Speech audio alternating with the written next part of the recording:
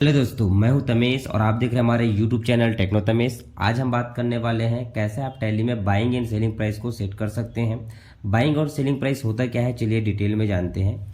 Buying और selling price basically आपके tally में एक ऐसा फीचर है जिसका यूज़ करते हुए आप अपने प्रत्येक स्टॉक आइटम के लिए जब भी आप सामान खरीदते हैं या फिर आप एक मैन्युफैक्चरर है, आप सामान की मैन्युफैक्चरिंग करते हैं।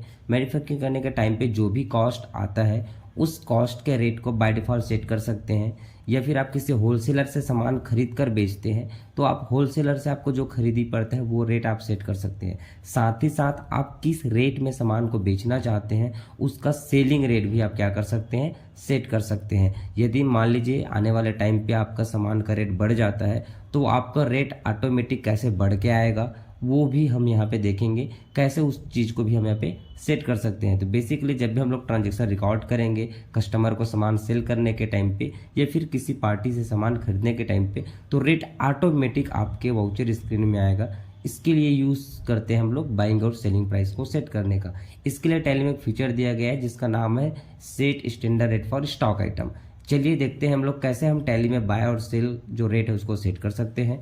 तो हम चलते हैं टैली स्क्रीन में, उसके बाद देखेंगे बाइंग और सेलिंग रेट कैसे सेट करना है। हम आ गए हैं टैली स्क्रीन में। टैली स्क्रीन में आने के बाद हम देखेंगे कैसे हम बाइंग और सेलिंग रेट को सेट कर सकते हैं। सबसे पहले आप यहाँ पे गेटवे ऑफ टैली में आ जाएंगे।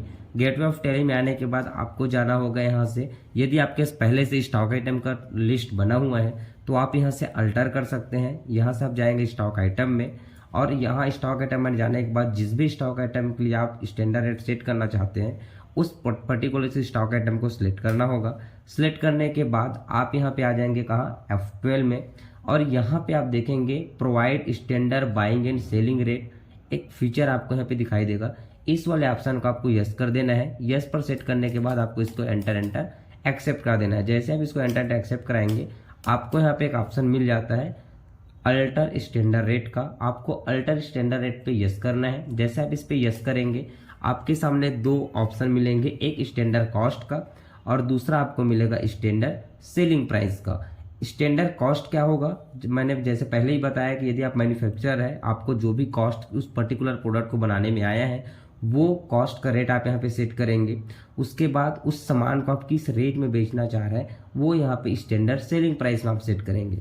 तो मान के चलिए हम यहाँ पे दिसंबर में जब हमने कोई प्रोडक्ट ये कीबोर्ड जब हम बनाए तो हम यहाँ पे डेट सेलेक्ट करते हैं दिसंबर का। हमको यहाँ पे मान लीजिए कीबोर्ड का जो कॉस्ट पड़ा 230 रुपये का। यहाँ पे हो यदि मान लीजिए आप कॉस्ट मैन्युफैक्चरर नहीं है, आप सामान खरीद कर बेचने वाले होलसेलर से आप सामान खरीदते हैं तो आप यहाँ पे जो भी खरीदी रेट आपको होलसेलर से पड़ता है वो रेट आप यहाँ पे सेट कर देंगे। मान लीजिए दिसंबर में जब हमने सामान खरीदा तो 230 रुपये पड़ा और 230 रुपये मान लीजिए आने वाले टाइम पे जनवरी से किसी सामान का रेट आपको खरीदी रेट बढ़ने वाला है तो आप यहाँ पे उसका नेक्स्ट मंथ का भी रेट आप सेट कर सकते हैं। यदि आपको आपका सप्लायर आपको बता दिया कि जनवरी से आपका जो सामान का रेट है वो 20 रुपये बढ़ने वाला है, यहाँ पे जनवरी से ये क्या हो जाएगा, मान लीजिए 1 जनवरी 2024 इसका रेट 250 रुपये मान लीजिए होने वाला है तो आप यहाँ पे 250 रुपये का रेट सेट कर देंगे। अब यहाँ पे ऐसे जब भी आपको पता है तो सेट करेंगे, नहीं है तो आप इसके बाद में भी आके आप इसमें अल्टर करके इसमें आपको जो भी अमाउंट डेट वाइज बढ़ेगा आप सेट कर सकते हैं। उसके बाद आप देखेंगे यहाँ पे स्टैंडर्ड सेलिंग प्राइस है, आप किस रेट में सामान को बेचना चाह रहे हैं। मान लीजिए हम दिसंबर में सामान खरीदे हैं तो दिसंबर से ही बेचना चालू करेंगे। तो हम यहाँ पे 1 दिसंबर 2023 में जब हम सामान 230 रुपये में खरीदे हैं हम इसमें अपना प्रॉफिट जोड़ के हमने कहा कि हम इसको 480 रुपये में सेल करेंगे। हमने यहाँ पे रेट सेट कर दिया 480 रुपये का। उसके बाद यहाँ पे पूरे दिसंबर भर 480 का ही रेट हमने चलाया। जनवरी में क्योंकि सामान हमको खुद बढ़ के मिलने वाला था तो हमने भी सेट कर दिया कि हम यहाँ जनवरी से इसका सामान का जो रेट है बढ़ा देंगे और यहाँ पे जनवरी से इसका रेट हमने क्या कर दिया 500 कर दिया। तो यहाँ पे आप देखेंगे रेट हमारा बढ़ चुका है, 5 रुपये हमने रेट सेट कर दिया। इसी बीच में कई बार ऐसा भी होता है कि किसी मंथ कोई फेस्टिवल वगैरह होता है तो आप क्या करते हैं, फेस्टिवल वगैरह में ऑफर चलाते हैं कि इसमें कुछ 50% डिस्काउंट, 40% डिस्काउंट। तो ऐसा मान लीजिए 2 दिन 3 दिन का मान लीजिए आप ऑफर चलाते हैं तो वो रेट भी आप यहाँ पे सेट कर सकते हैं। फॉर एग्जाम्पल मान लीजिए 3 जनवरी से लेकर के आप 5 जनवरी के बीच, 3 तारीख 4 तारीख और 5 तारीख, 3 जनवरी से लेकर 5 जनवरी के बीच में मान लीजिए कोई ऐसा ऑफर चला चाह रहा है जिसमें आपको सामान का जो रेट है डिस्काउंट करके देना है तो आप यहाँ पे सेट करेंगे 3 जनवरी 2024 का रेट हम यहाँ पे सेट कर देंगे। अब यहाँ पे मान लीजिए हमने क्या किया, कि अब यहाँ पे जो रेट है हम चाह रहे हैं कि 3 दिन का जो ऑफर है उसमें 300 रुपये में ये सामान मिलेगा, तो हमने 300 रुपये का रेट सेट कर दिया।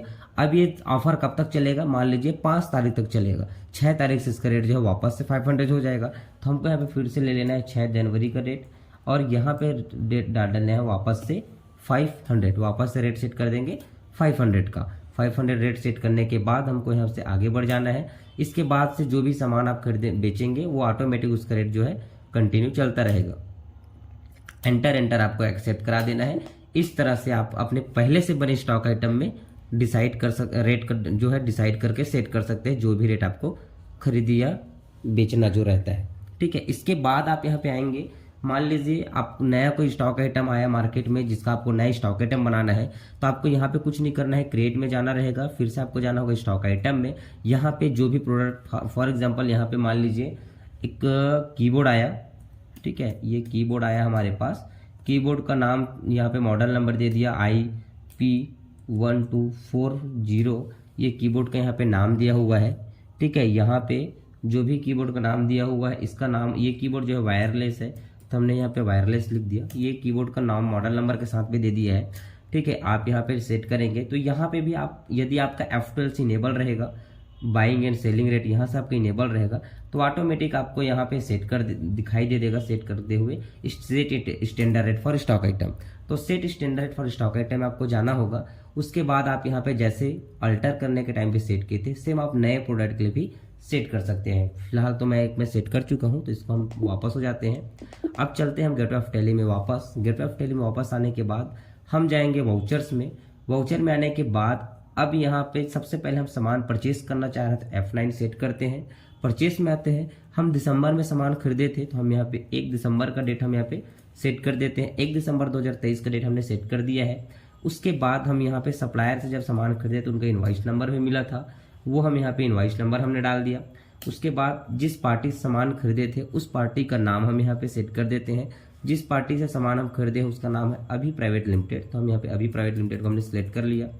उसके बाद आप देखेंगे जैसे आप यहाँ पे हम परचेस कर रहे हैं तो परचेस सिलेक्ट करेंगे। जिस आइटम को हम परचेस कर रहे हैं वो आइटम है हमारा कीबोर्ड।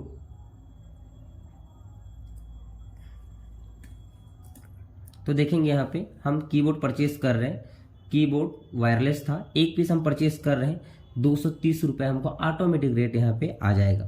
तो ऐसे ही रेट आप जब भी सामान परचेस करेंगे, मान लीजिए हमने एक पीस लिया था तो ऑटोमेटिक 230 के हिसाब से टोटल अमाउंट 230 आ गया। अब यहाँ पे मान लीजिए हम यही स्टॉक की आइटम जो है कीबोर्ड का 500 पीस खरीदे होते तो रेट 230 ही लगता है और ऑटोमेटिक उसका जो टोटल अमाउंट है यहाँ पे आपको ऐड होके दिखाई दे देगा। आपको सिंपल कुछ नहीं करना है, एंटर फिर आपको एक्सेप्ट करा देना है। एंटर आपका ये एक्सेप्ट हो जाएगा। तो इस तरह से आप अपने कॉस्ट को सेट कर सकते हैं।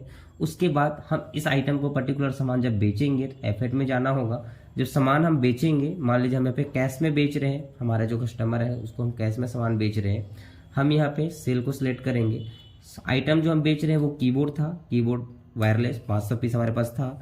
हम यहाँ से एक पीस हम सामान सेल कर रहे हैं तो आप देखेंगे 480 रुपये का रेट जो है ऑटोमेटिक लग के आ रहा है। हमको मैनुअल अमाउंट को चेंज करने की जरूरत नहीं पड़ता है। तो ऐसे ही आप अपने स्टॉक आइटम के रेट को सेट कर सकते हैं। अब मान लीजिए अचानक से आप उस यहीं पे अमाउंट का रेट चेंज करना चाह रहे हैं, सामने वाला कस्टमर बोल रहे हैं कि कुछ और डिस्काउंट करो, 10-20 कम करो, जो भी आपको, तो आप यहाँ पे मैनुअल भी यहाँ पे मान लीजिए 450 पे आपको बेच रहे थे, आप 450 भी यहाँ पे कर सकते हैं। बट वो रेट बाय डिफॉल्ट आपका ऑटोमेटिक 480 ही आएगा। उस बीच में आप मैनुअल कुछ चेंज करना चाहे तो कर सकते हैं। एंटर हम यहाँ से एक्सेप्ट करा के एंट्री पास कर देंगे।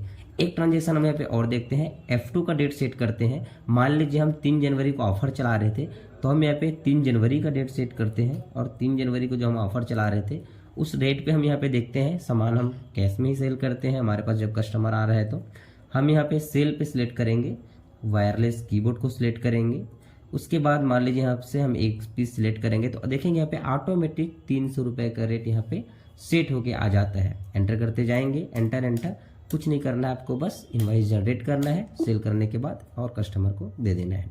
तो इस तरह से आप स्टैंडर्ड रेट और बाइंग रेट जो फीचर दिया हुआ है टैली पे उसका यूज़ करते हुए ऑटोमेटिक रेट को डिसाइड करके ऑटोमेटिक सेट कर सकते हैं। इसके बाद आप जाकर यहाँ पे देखना चाहे डिस्प्ले मोर रिपोर्ट्स में, फिर आप जा सकते हैं स्टेटमेंट ऑफ इन्वेंट्री में और यहाँ पे आप जब देखेंगे स्टॉक क्वेरी और यहाँ पे कीबोर्ड का, तो आप यहाँ पे देखेंगे कि आपको 230 रुपये परचेस का रेट पड़ा है और यहाँ पे आप जो सामान सेल कर रहे हैं उसका भी डिटेल यहाँ पे शो हो जाता है।